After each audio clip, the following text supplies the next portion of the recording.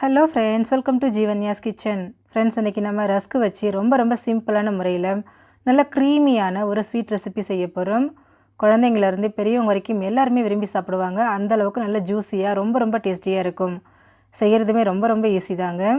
இது எப்படி செய்கிறதுங்கிறத பார்க்குறதுக்கு முன்னாடி நம்ம சேனல் ஜீவன்யாஸ் கிச்சனை மறக்காமல் சப்ஸ்கிரைப் பண்ணி பக்கத்தில் இருக்க பெல் சிம்பிளையும் கிளிக் பண்ணிக்கோங்க. இந்த ரெசிபி பண்ண ஸ்டவ்வில் ஒரு பாத்திரம் வச்சுட்டு அதில் அரை கப் அளவுக்கு சர்க்கரை சேர்த்துக்கோங்க. கூடவே 3/4 கப் அளவுக்கு தண்ணி சேர்த்துருங்க. சேர்த்துட்டு சர்க்கரையை நல்லா கரைச்சி எடுத்துருங்க.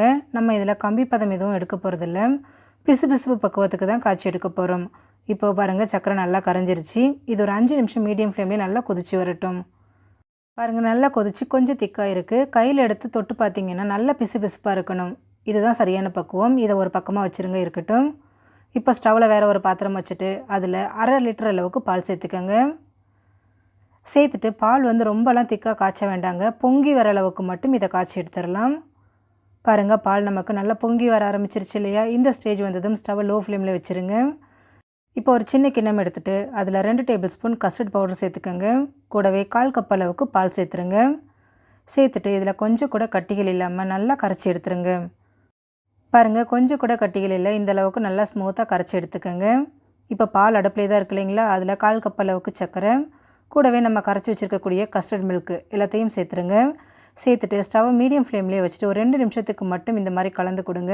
அதுக்குள்ளேயே பால் நமக்கு நல்லா திக்காகி வர ஆரம்பிச்சிடும். பாருங்கள், ஒரு 2-3 நிமிஷம் தான் ஆயிருக்கு. பார்க்கும்போதே நல்லா தெரியும், பால் ஓரளவுக்கு நல்லா திக்காகி வந்திருக்கு. இது ஆறும்போது இன்னுமுமே நல்லா திக்காகும். அதனால் ரொம்ப திக்காகிற வரைக்கும் காய்ச்சாதீங்க, இந்தளவுக்கு காய்ச்சினா போதும். இப்போ இதில் 1/4 டீஸ்பூன் அளவுக்கு ஏலக்காய் பவுடர் சேர்த்துக்கோங்க. சேர்த்துட்டு அதையும் ஒரு தடவை நல்லா இந்த மாதிரி கலந்து விட்டுருங்க. பாருங்கள், எல்லாமே நல்லா ஒன்று சேர்ந்து வந்திருக்கு. இப்போ இதை ஸ்டவ்லேருந்து எடுத்துகிட்டு ஒரு பக்கமாக வச்சுடுங்க, நல்லா ஆறட்டும். ஆறுனதுக்கப்புறமா ஒரு பாத்திரம் எடுத்துகிட்டு இந்த மாதிரி ரஸ்க்கை அடுக்கிக்கங்க. அடுக்குனதுக்கப்புறமா இதுக்கு மேலே நம்ம ஏற்கனவே காய்ச்சி வச்சுருக்கிறோம் இல்லைங்களா, சுகர் சிரப்பு, அதை கொஞ்சமாக சேர்த்துக்கோங்க. இப்போ இதுக்கு மேலே நம்ம காய்ச்சி வச்சுருக்கக்கூடிய கஸ்டர்ட் மில்கையும் சேர்த்துருங்க.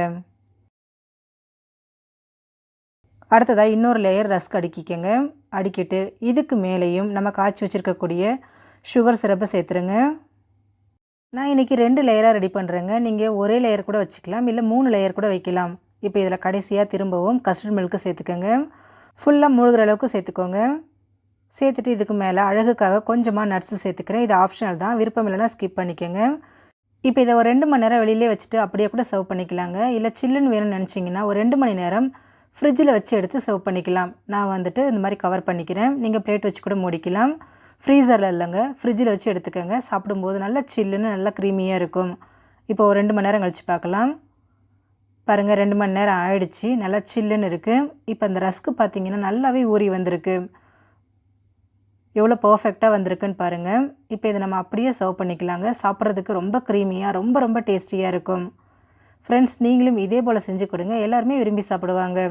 இந்த வீடியோ உங்களுக்கு பிடிச்சிருந்தா லைக் பண்ணுங்கள். இந்த வீடியோ பற்றின உங்களோட கருத்துக்களை மறக்காமல் கமெண்ட் பாக்ஸில் கமெண்ட் பண்ணுங்கள். உங்கள் ஃப்ரெண்ட்ஸ் அண்ட் ஃபேமிலி மெம்பர்ஸோடு இந்த வீடியோவை ஷேர் பண்ணுங்கள். நம்ம சேனல் ஜீவன்யாஸ் கிச்சனை சப்ஸ்கிரைப் பண்ணி பக்கத்தில் இருக்க பெல் சிம்பிளையும் கிளிக் பண்ணிக்கோங்க.